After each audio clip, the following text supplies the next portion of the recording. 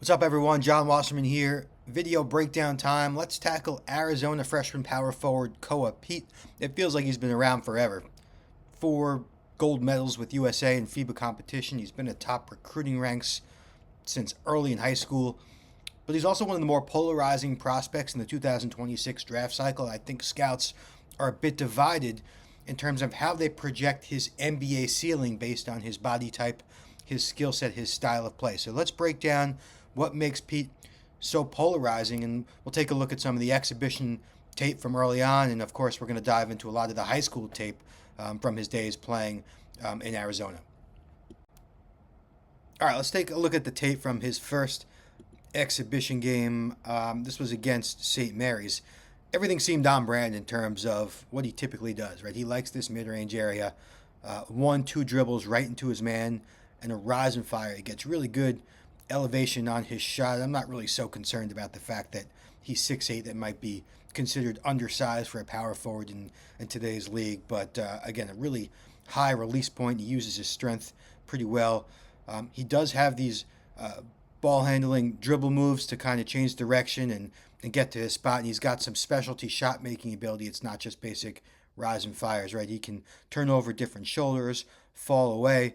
And again, with that high release point, he can make contested shots. I want to see a little bit more of this, where he uses that lower body to seal off his man, carve out space, and create good angles around the basket. We'll go into some of the high school tape again. It's a lot of the same. Some dribble stuff in the mid-range. Doesn't create a lot of space there, but again, he's so comfortable and confident in that mid-range area where he can hit contested shots.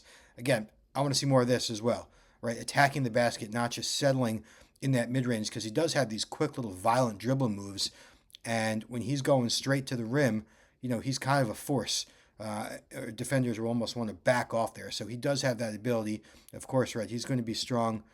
Whoops, I went a little head there, but nice little spin move here. Again, sealing off his man, carving out space, creating easy finishing angles. He likes to grab and go.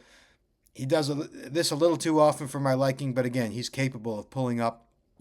And that's not an easy shot to go from high speed to stopping, gathering, and rising with balance. Again, I'm guessing, yep, more of the same here, a little bit of a fall away. So the mid-range shot making is certainly a plus.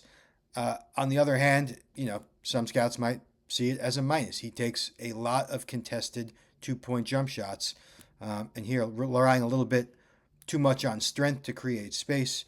This is against Cam Boozer and Columbus. I think I was at this game. Oh yeah, you can see me underneath the rim. Again, a little too much, right? A little too much trying to bang to create space, fallaways.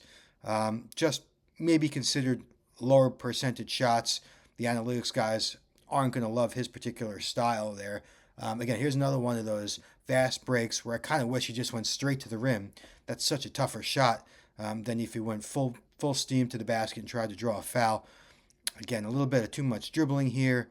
Doesn't create space. We saw that in one of the strength clips, that same type of move, almost like a Euro step. But, he didn't create space in the first one. He was able to make it here. Again, a contested shot, not able to create that much space. A lot of this kind of settling for these contested twos. So there's a chance he does turn scouts off with this. Let's look at this three-point form here. I think one thing that always sticks out to me with Pete on his misses, the ball almost sticks to his hand a little bit too much on that rise and fire. Like, it's not the most fluid transfer. Almost shoots on the way down there.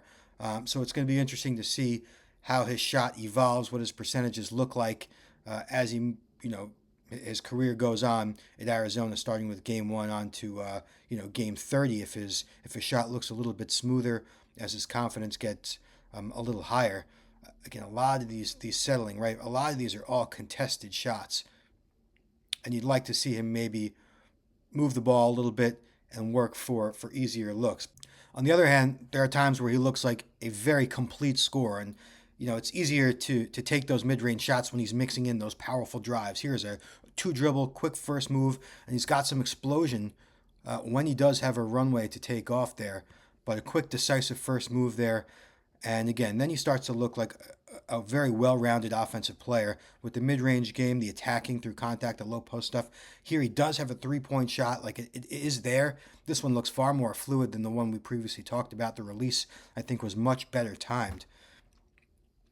But yeah, depending on the game, we see a lot of different stuff from Pete, and then it becomes easier to accept uh, when he starts taking a lot of these mid-range shots, which I think is something that does separate him from guys his size, but you don't want him to get too carried away with it. So he does have that three-level ability, the attacking, the mid-range stuff, some three-point range. When he's able to put it all together, he does look like one of the top offensive prospects in this class. So he's going to be one of the more fascinating guys, I think, to track, and somebody who, again, will continue to probably look polarizing depending on what his shot selection looks like by the time it's June and draft time.